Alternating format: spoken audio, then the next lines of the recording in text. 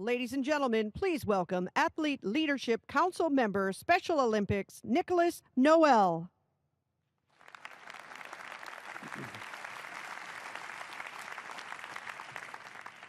Hi, I'm Nick. I'm a Special Olympics athlete from Mamou, Louisiana. I've been competing in bocce, bowling, horseshoes, and track and field with Special Olympics for 16 years. Special Olympics has helped me do things that I thought I could not do before. What I like most is the support of the crowd, and we are all winners at the end, no matter what happens.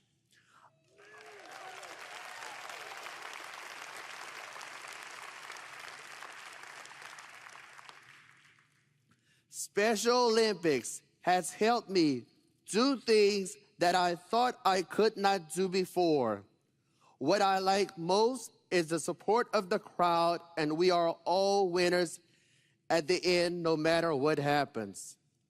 I'm very pleased to be here today to introduce Mr. Chris Capicella, the Executive Vice President and Chief Marketing Officer for Microsoft. Mr. Chris and his team at Microsoft partnered with Special Olympics in 2014. Since then, they have done some pretty incredible things for our movement, providing software to all of our Special Olympics programs around the world. We are in 170 countries.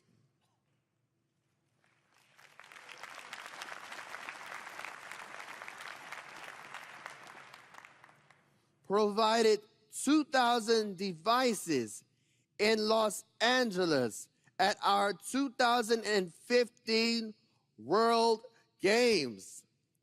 Right now, they are working to completely rebuild how we connect to each other so that I can, at the touch of a button, get a schedule for training, know when my next competition is, and help me reach my personal best. That will be amazing. Thank you, Mr. Chris, for all you and Microsoft continue to do. Please help me welcome Mr. Chris Capicella.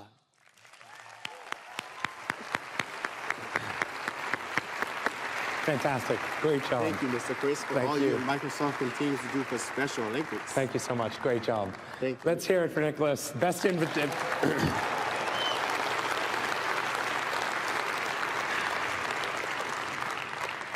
Certainly the best introduction I've ever had introducing me, and it sort of raises the bar. I hope you've had a great couple of days here at Envision. It's my honor to introduce our closing day 2 keynote speaker. As I mentioned earlier at the top of the show, Tim Shriver is here. He is the chairman of the Special Olympics, and it's a real honor for us to have him share what their organization's mission is and how we've partnered together and frankly, how they're using technology. As the chairman of Special Olympics, he serves over 4.4 million Special Olympic athletes and their families in over 170 countries. Just to give you some context, Microsoft is only in 140 countries, so they're even more global than we are, which is actually quite rare. He's been part of a very special team that's introduced brand new Special Olympics programs that have really focused on athlete leadership, cross-cultural research, health, education, and family support. Microsoft, as you heard Nicholas say, has had the honor of being a partner with the Special Olympics. They're really transforming their business on the Microsoft Cloud so that they can transform the world. And it's incredible what our two organizations are able to do together.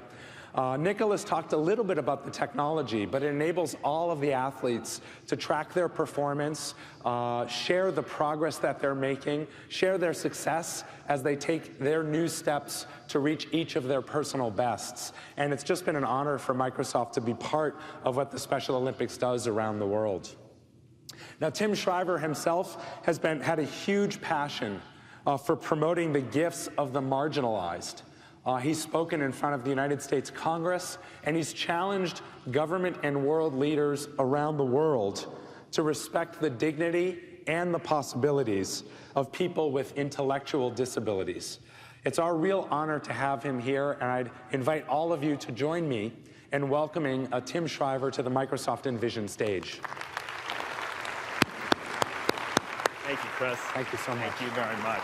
Do you need a clicker? I got it. Great.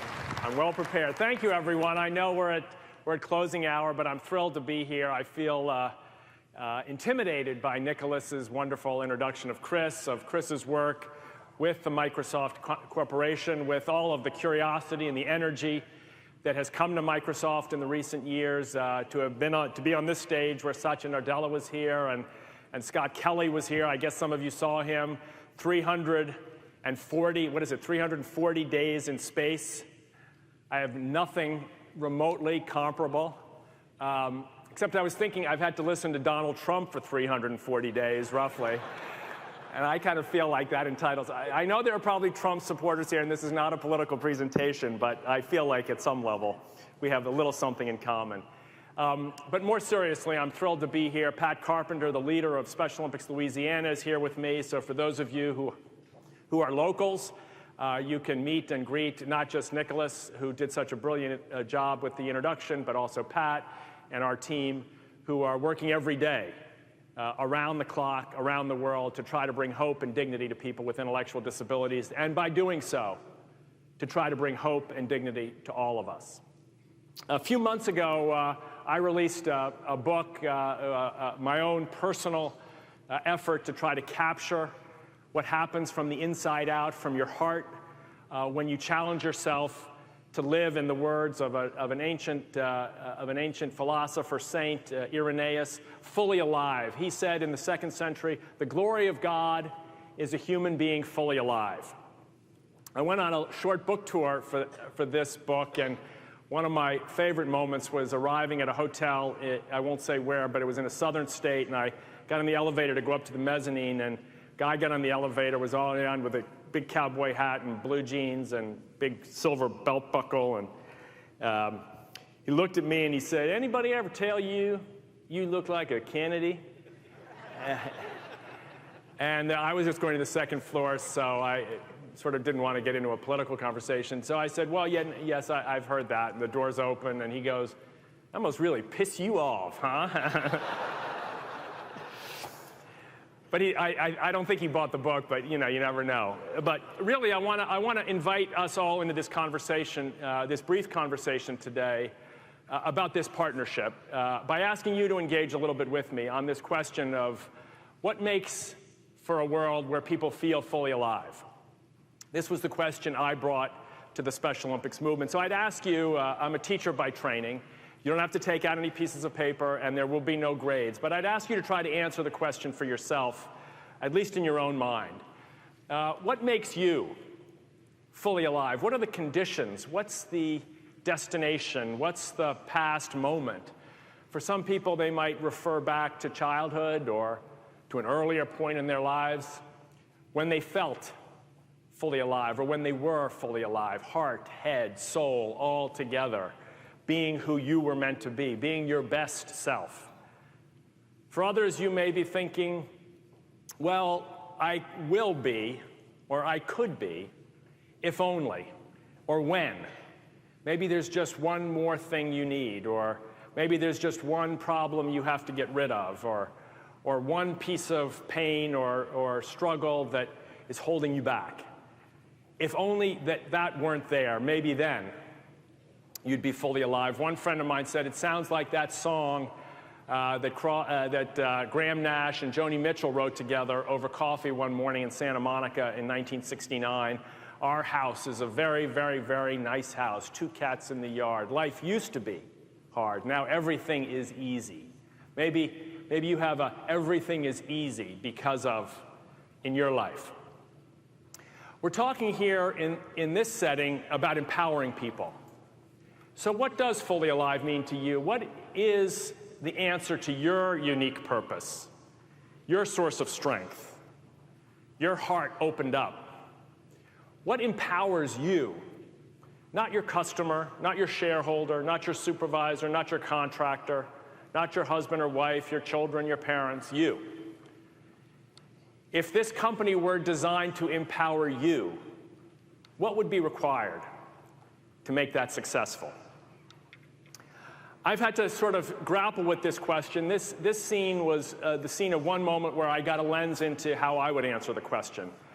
This is the opening ceremonies of the Special Olympics World Games in 1995. It was the first time a president came to the Games. You can see Bill Clinton's image on the Jumbotron there.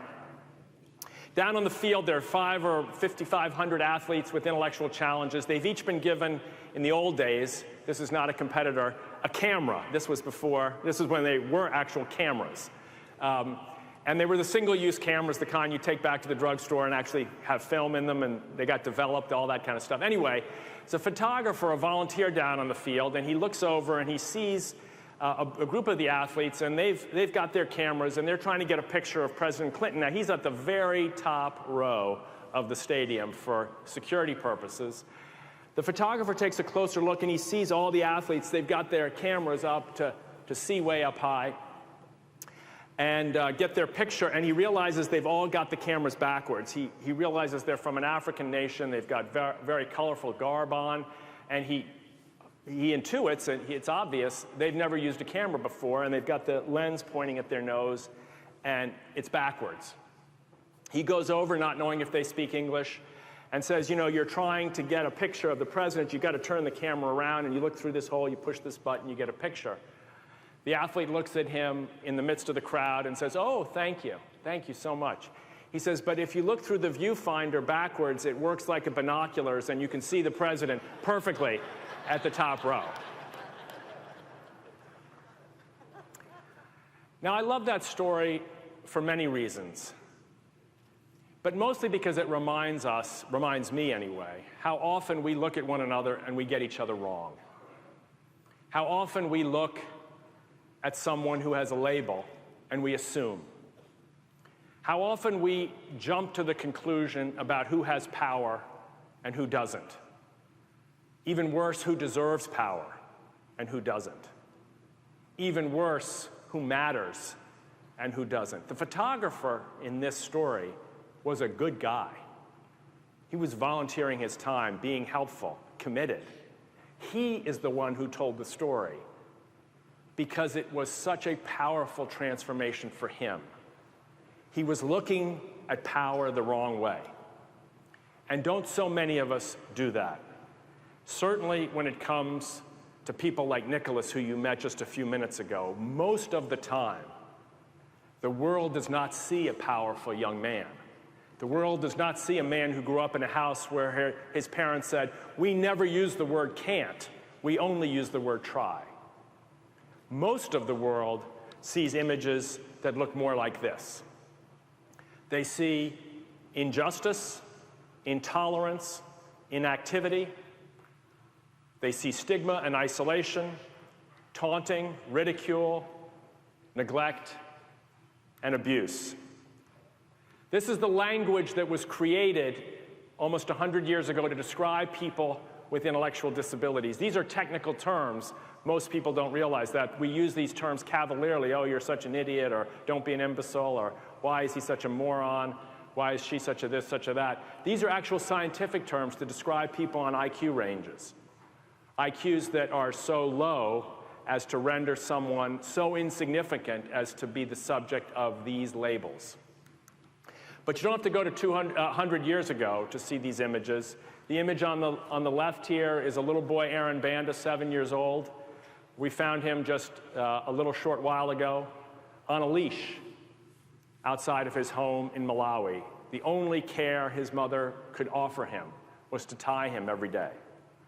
The New York Times reported on the enslavement and I use the word carefully, the enslavement of people with intellectual disabilities in this country just a few years ago, in the bunkhouse, so to speak, slave wages tied up. This is the poster a doctor showed me that was up in the Children's Hospital faculty lounge in an American hospital a few years ago.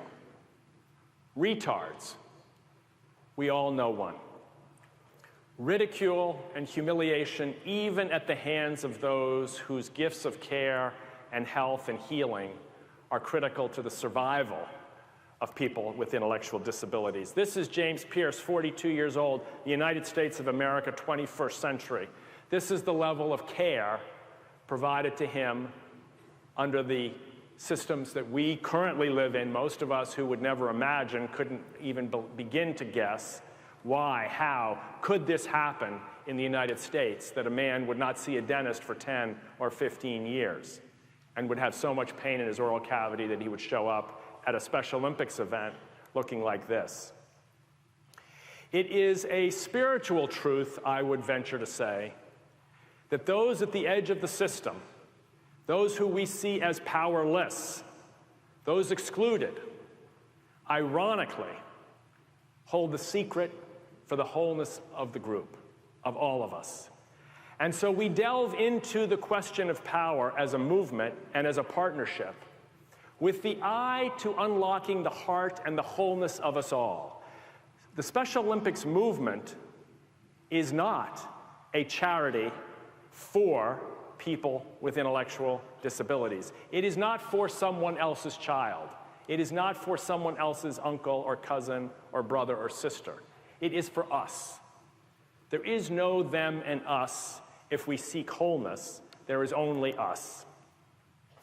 So we were launched in 1968, again, not as a charity, but as a revolution. Not as something to make people feel good, but as the work of people who were restlessly, urgently dissatisfied with the status quo. With the urgency of the startup, which today is trying to find a new solution to a problem of empowerment, with the urgency that your founders, the Microsoft founders, brought to their work when they saw that first digital computer and thought we can make that thing capable of transforming the lives of individuals, with that same urgency, that same restless desire, that same push to see a future that was different. On this field, in 1968, Soldier Field, the stadium empty, 100,000 empty seats.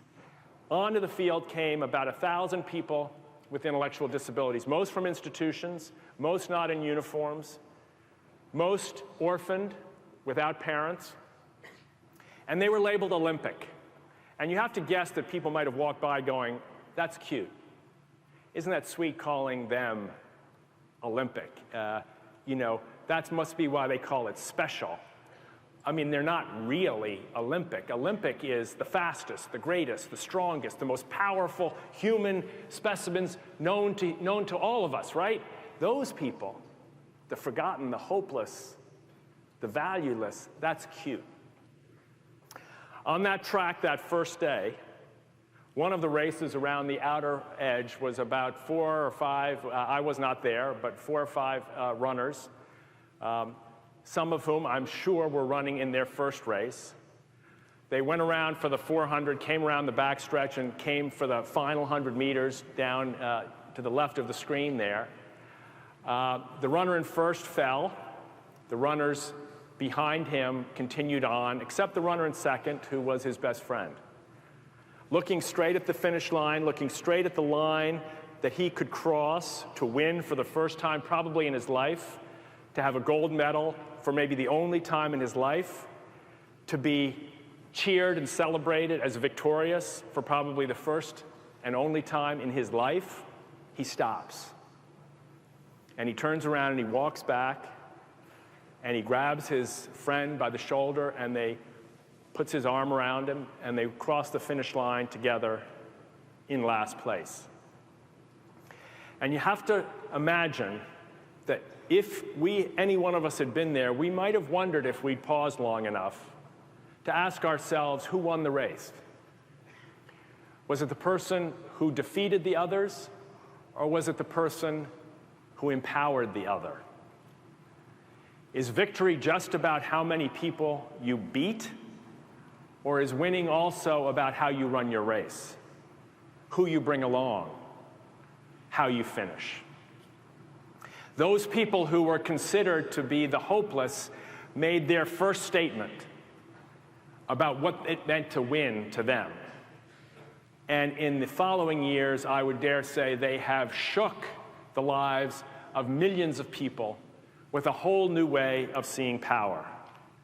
Here's little Ajara Sylla, 12 years old, from the Côte d'Ivoire. This is how the Special Olympics athlete finishes. If you look at her, she's standing on the 7th place finish box. I have this picture in my office, not so I can be reminded that I need to help Ajara, but because I want to be reminded that I want to be more like her.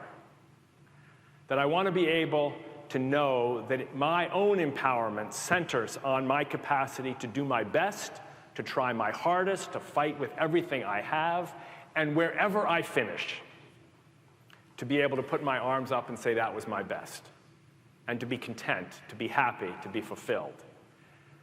The place you finish, that number 7, is maybe one person's judgment on Ajara Sylla, but it is not hers. People who are perceived to be powerless are actually powerful.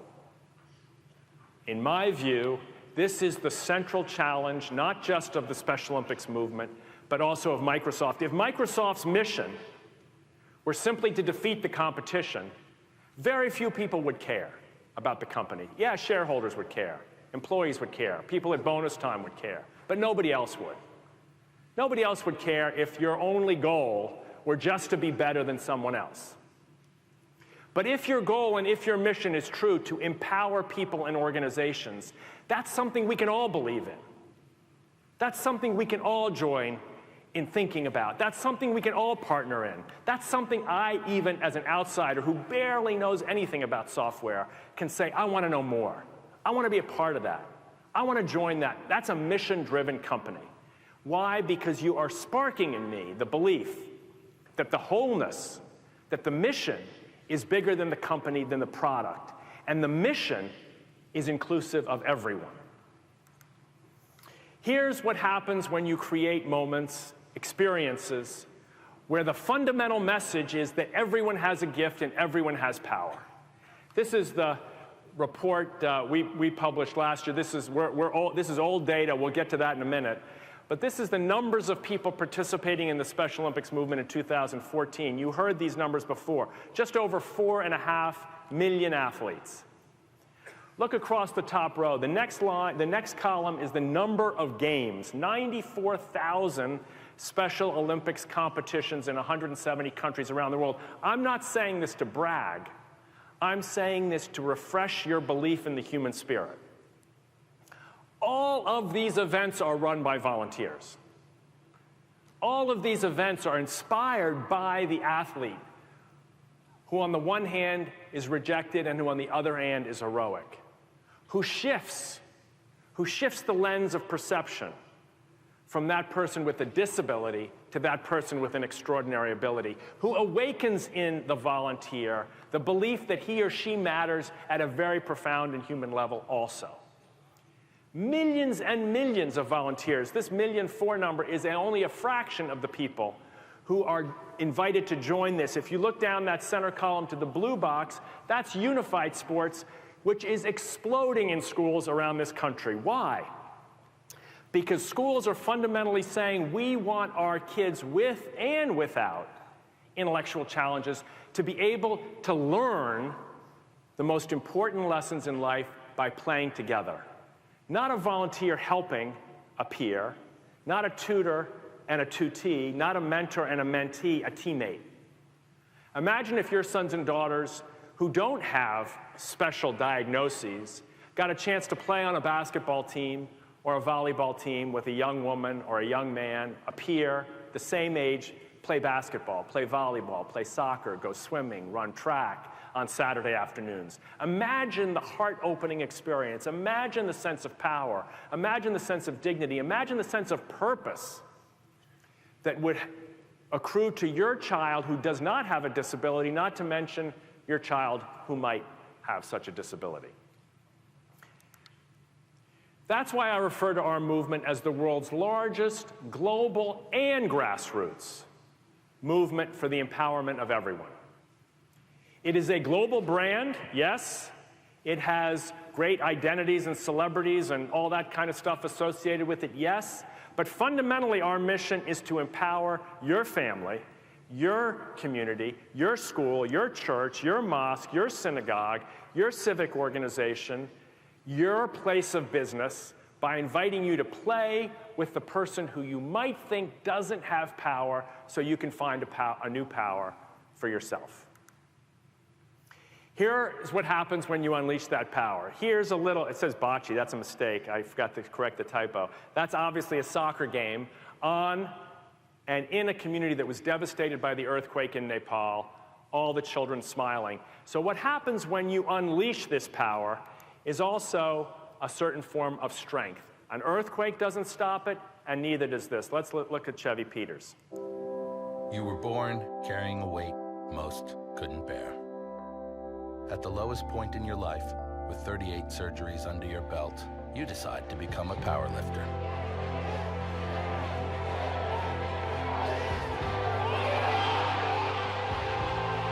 No one expected you to be here, on this stage, at these games, winning. Yet, here you are.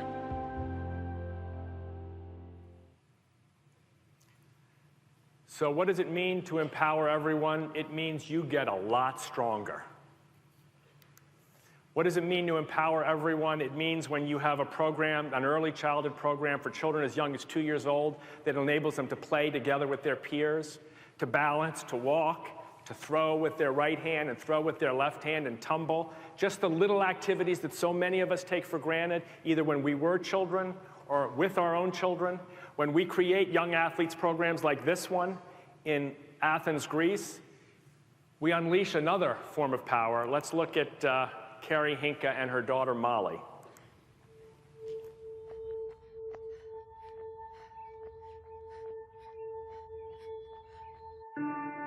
Looking at Molly and how far she's come, and thinking of the doctors telling us that she would never be able to do these things.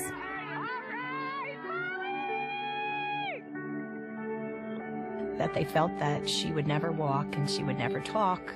I remember saying to myself, no, I don't believe that, and I'm not going to let that happen.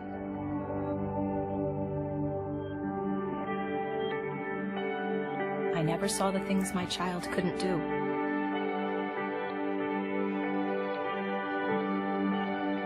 I only imagined what she could.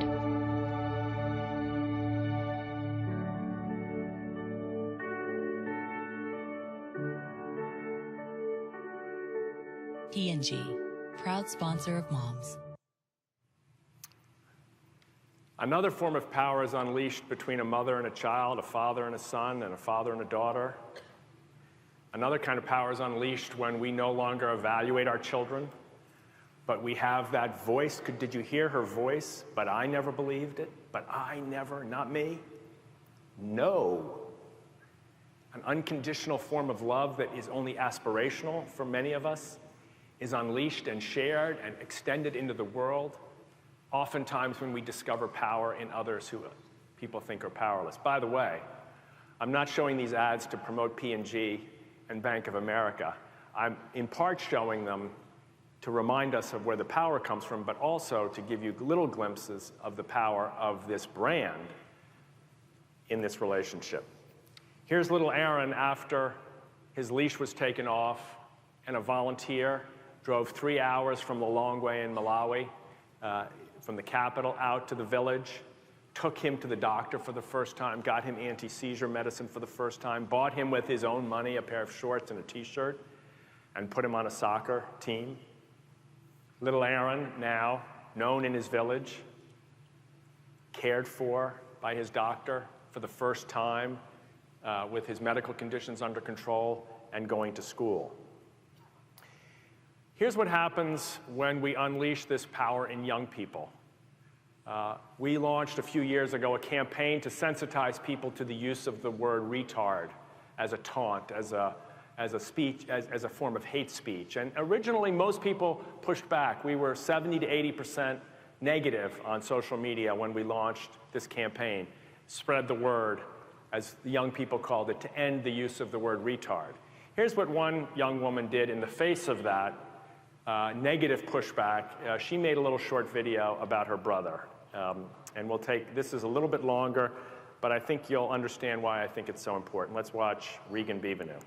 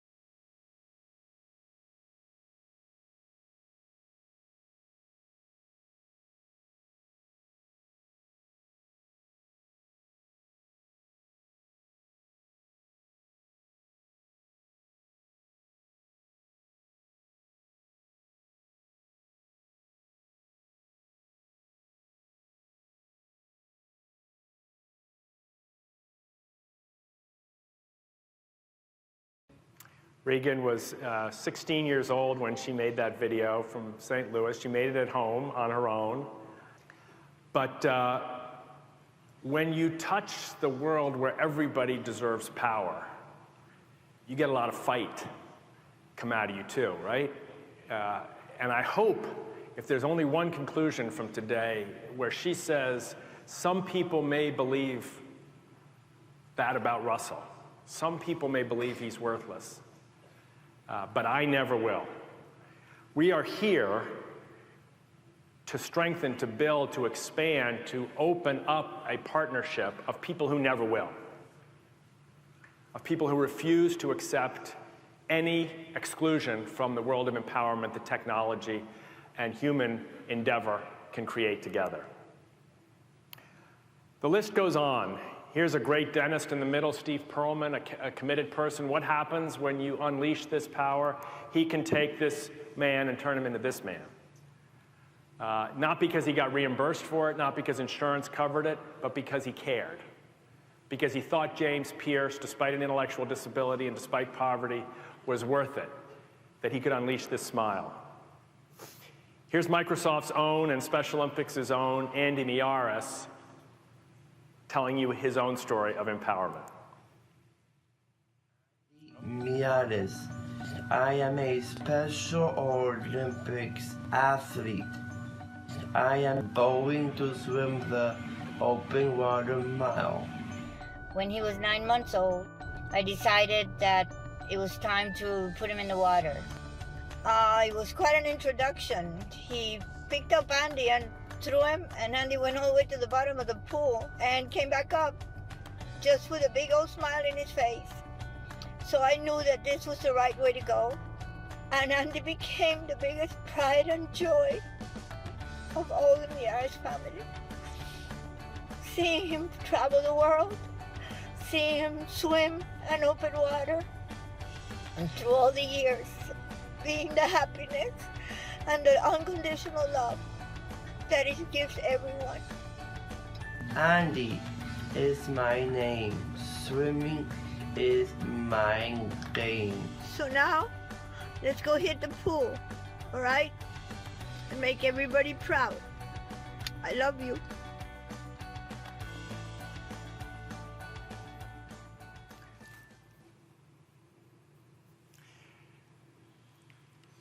So update your definition of fully alive with Andy. If you had to fill in the blank, Tim is my name.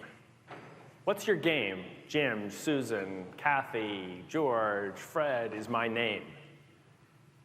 What would you put in the blank is my game? If you had to write your own definition of what gives you the power that Andy brings to the world. Andy is my name, swimming is my game. Answer your own question. Fill it in. Tell the story. We're here because we feel like we've just begun. All these are stories that are almost, I'm guessing, unknown to almost everyone in this room and everyone on the webcast. Most people in the world think they've heard of Special Olympics or think they've heard of people with intellectual disabilities and know almost nothing. And I don't blame them, I blame us. We have an extraordinary engine of human empowerment, and yet it has not reached scale. It has not even begun. We are on the precipice of our 50th anniversary, and we need to completely shift our game. We need to revolutionize the power of Special Olympics with the power of Microsoft and many of the other companies who are a part of this network and a part of this conference, to inform and connect, to personalize and amplify, and to empower a new generation, a unified generation committed to health and justice, to inclusion and unity through the joy of sport. It seems simple, but it's not. We are still, I'm sorry to say, in the dark ages. You saw our census data. It said 2014 on it. You say, well, why don't you have your 2015 numbers? Because we don't have them yet. People are filling out forms and faxing them and emailing them to us from all over the world. What about the data that's in your health system? Are you using that to help plan for sports? Are you using that for education purposes? No, because it's siloed. What about your games registration system when you bring people from different parts of the county, the country, the state? How does it happen? Hundreds of volunteer hours trying to consolidate lists.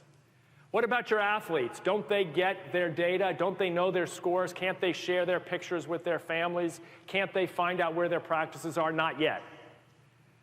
Not yet at all. If I want to send a message out, if we had a great announcement here today that all of you rose up, stood up and said, we're in, we're joining, we're going to make, it would probably take me a year for the message to get out to our program in rural Mongolia or maybe even rural Louisiana. So we've got a lot of work to do. We've started this partnership with Microsoft. We're thrilled with where it is, but we're just getting started. I won't go through all this. You heard Chris mention some of it. You heard some of this data already. There are commitments to build better software systems, to distribute hardware and empower our offices, but we have so much further we could go. The picture on the right is app-enabled or web-enabled or mobile device-enabled portal for an athlete. It does not exist yet today. We need to build it.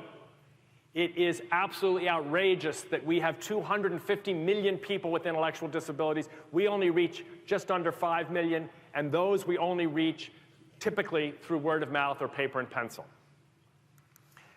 We need to be able to give them the power to access, to track their goals, to engage in social and community building and inspire others. Our coaches, they sift through paperwork. I mean, I won't bore you with all this. You're probably thinking to yourself, what is wrong with these people? How could they possibly? You're not just in the 2000s, you're in the 1980s. And the answer is yes, we are. We're not a big organization. We're small. And the good news is when we get $1, we put it into the grassroots, or at least we try. But the bad news is we have missed the chance to use the power of technology to empower our people, both those with challenges and those who want to learn from them with much greater degree of effectiveness.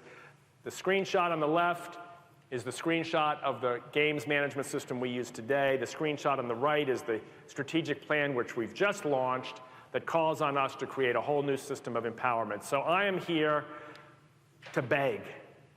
I am here to invite, I am here to coach, to inspire, to do anything I can to invite all of you to say, I am committed to not just the mission of Microsoft, not just the mission of my particular company, but I want to help build a world where technology and the human spirit are marshaled together to create communities of inclusion all over the world. We need all this stuff. Now, I had my IT folks help me with this, so I don't even know what it means. So please don't ask me any questions. We eliminated the Q&A. That's why I put in the extra video, so there'd be no Q&A.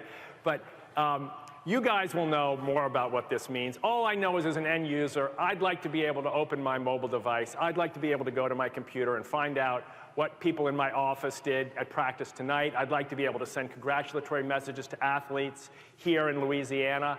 I'd like to be able to follow what coaches are learning about new exercises, health practices, nutrition, fitness strategies for people with Down syndrome or autism, people with Williams syndrome or other forms of genetic challenges. I'd like to be able to share that with my kids. I'd like to be able to share these videos in dynamic ways with young people in schools all over the world so that their social and emotional learning will feel explosive, inspired, dynamic. I'd like them to see these athletes as role models, not as victims. I'd like this 2020 Reach report to read across the top, 1 billion empowered believers in a unified world. I can't do it without you. I'll just come right out and tell you, we'll hit 2020, and that number across the top will be 4, 5, 6 million if we don't have you. So the question I invite you to help me think about is, how do we get to 1 billion people? How do we get to a battalion of 1 billion? People who believe in inclusion. People who believe in windows, not walls, if I can say that. People who believe that the future of the world, that the greatest risk we have is attitudes of mass destruction, not just weapons of mass destruction. And that attitudes of mass inspiration can counter attitudes of mass destruction. But we cannot do it alone. Microsoft got us started. Athletes like the ones you saw, like Russell, like James, like Andy, like Molly Hinka, they're ready to tell their story. They're ready to teach your children. They're ready to teach us all. But we've got to build the data, the applications, the interfaces. We've got to have the vision to give them the chance to say, yes, technology will be a partner in creating a more inclusive world. So the question is, are you in? It's not an easy yes. There are a lot of demands. There are many charities. There are many problems in the world. But I ask it anyway. Are you in? Will you help us? And if you need one last piece of inspiration, I'll share it this way. This is a picture of the team of athletes who competed in an activity we call motor activities. That's sports activities for people with the most severe challenges, people who are often non-ambulatory, maybe nonverbal, can't necessarily compete in traditional sports. So we develop activities for them. No one is not an athlete in our movement. No one has too severe or too extreme or anything to not compete. So in the lower right-hand corner with his hands together in his wheelchair is a young man named Donal Page. He's from Portumna, as you can see, Ireland. His dad is a dairy farmer, raises cattle and fresh raw milk. He's the youngest of 8 children. He was born healthy. Got a very severe infection at the age of 2, almost died 3 times over the course of the next 6 weeks, but survived with severe disabilities as a result. His dad told me, me and the missus, we took little Donal home and we decided to raise him like the other children. Unable to care for himself, to feed himself, to manage his own hygiene, to walk or talk. His mom took him home and raised him with the other kids. Fast forward to his 18th year, we're holding a World Games in Ireland. The Special Olympics World Games have come to Dublin. We're in Croke Park, the famous stadium. Bono and U2 perform on opening night. Muhammad Ali is in the stands. Pierce Brosnan is there. Jamie Lee Curtis is there. The River Dancers by 1,000 dominate the stage. We have athletes who fly in from Afghanistan right in the midst of the war. We're flown in with military escort, 4 athletes from an orphanage. It's the most extraordinary scene you've ever experienced, or at least that I had ever experienced. The 3rd day rolls around, and we have athletes that are breaking Olympic times in swimming and track and field. Their stands are full. I get a call. The president would like to go out and watch some of the sports. I said, terrific. We're happy to accompany her. We'll bring her to the track and field. It's packed. You'll see people running the 100-meter in 11 seconds. She's going to be blown away. No, she's decided she'd like to go to the motor activities. I was like, the motor activities? What? I think the pool is brand new. The country just built it for the games. She'd have such a much better time. No, she's decided, would you meet her there at 10 o'clock at the motor activities? So I take a deep breath thinking to myself, this is really not what I had in mind to impress the president. Anyway, I show up as I'm told to do, and we're actually in a room about half this size. It looks a little bit like this. There's a riser like this, and the president is introduced, and the place is full. God bless the Irish. They all turned out to watch the motor activities demonstrations. And I'm seated right down here in the front next to the president, and Donal Page is the first contestant. And so his coach, he'd just done the drive about 6 hours from his home, and his coach wheels him out to the center like this and stops the chair, and in front of him is placed a tray and a beanbag. And his job is to lift the beanbag from this side of the tray to this side of the tray. And the coach kind of steps back and sort of stands there, and you can tell there's more anxiety and nerves and energy and love and in this coach than, I mean, if you could see light energy, you would have seen a pipe. Just a big, huge flow. So Donal is in his chair, and the announcer, the Voice of God announcer says, off you go. And the timer is on, and Donal sort of takes in the room, And he's sort of looking around, and we're all looking at him, and sort of not doing very much. He's got kind of a smile on his face. And I'm sort of feeling this is a little awkward. And so then he goes to put his hand on the beanbag, and he starts to effort it. And the worst thing that can happen is happening. He can't move his hand. It just won't go. And he's pushing and pushing, and you could hear a pin drop, but nothing. I'm sitting there going, just trying to do my breaths. And this goes on for over a minute and a half. Nothing. I'll just give you 10 seconds to give you a sense of what this feels like.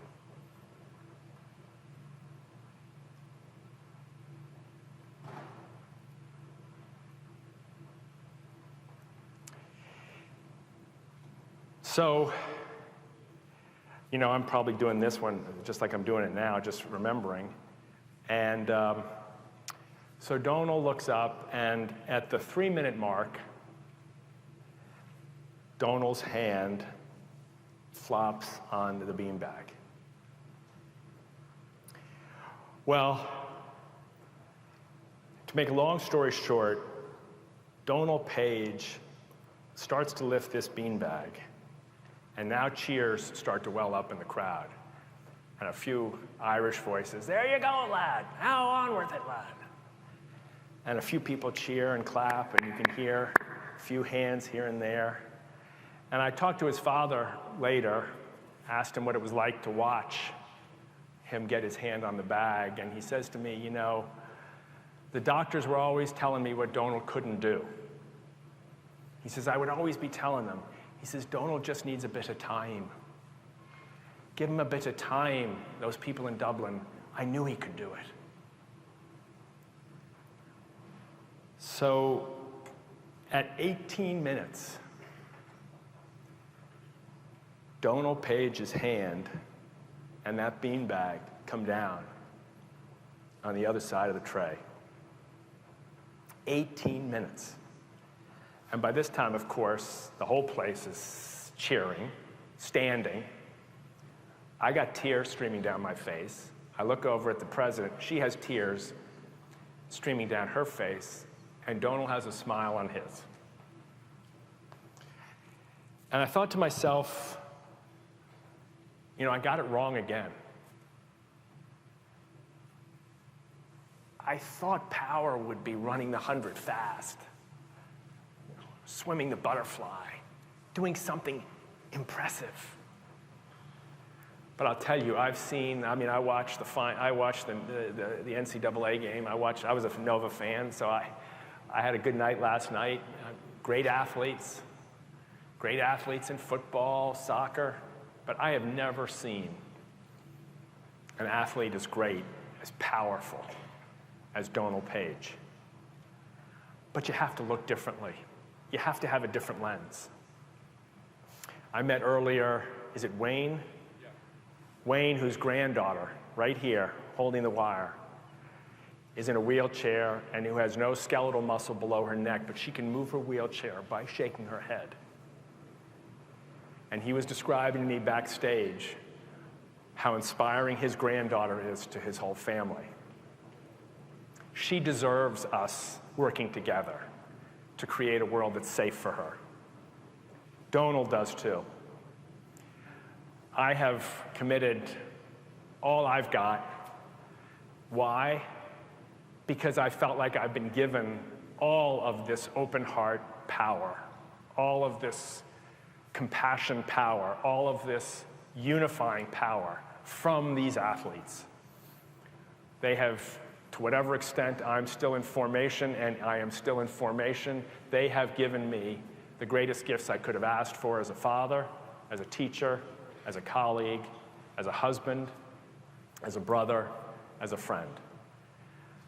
We deserve, as a country, as a community around the world, these voices to be empowered so that all of the messages we get, if we go to the magazine stand out there and we see all the pictures of fame and wealth, all the pictures that are airbrushed, all the wealthy people who live in mansions that are like cages, all the fame that makes people look so happy and causes so much arrogance and so much destruction, and yet we idolize it.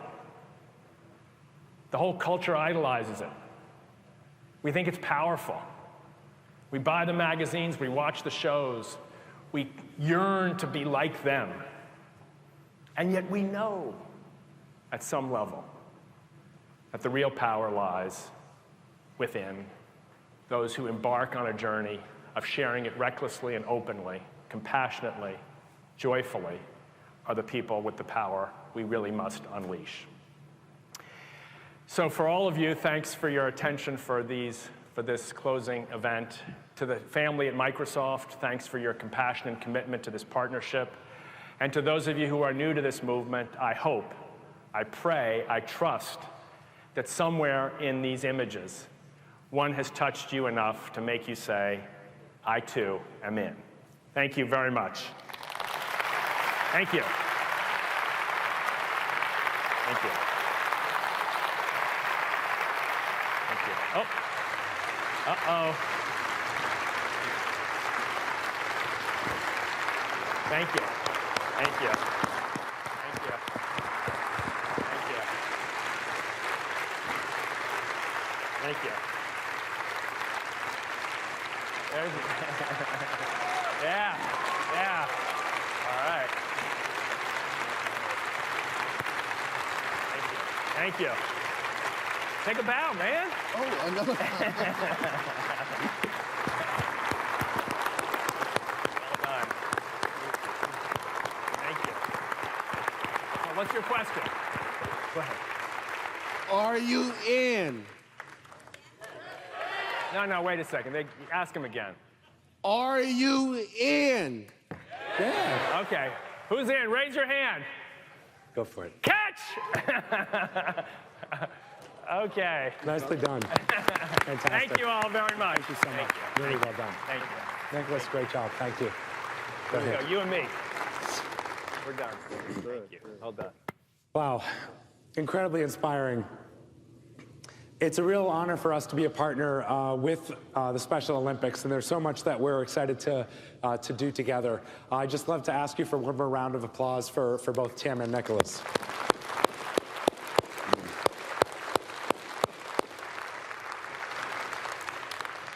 So after we conclude here in just a couple of minutes, we'll have an exciting evening that I'll talk about in a second. I also wanted to just do one piece of housekeeping item, and that is we'd love to ask you to save the date for next year's Envision.